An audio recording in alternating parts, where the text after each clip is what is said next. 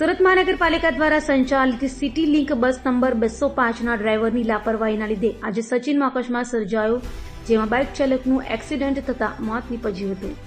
સચિન 7 વલ્લા પુલ repairing અર્થે સુરત મહાનગરપાલિકા દ્વારા બંધ કરવામાં આવ્યો હતો, જેના લીધે સચિનથી સુરત જવા માટે લોકો મગદલ્લા પલસાણા હાઈવેમાં સચિન આલ્ફા હોટલથી સચિન રેલવે લાઇન ક્રોસ કરી સચિન જીઆઈડીસીમાં ઉતરતો અને ચડતા પુલમાં રોંગ સાઇડ સિટી લિંકની બસ નંબર 205ના ડ્રાઈવરે રોંગ સાઇડ બસ લાવી બાઇક ચાલકને ઉડાવી દેવાની ઘટના બની છે.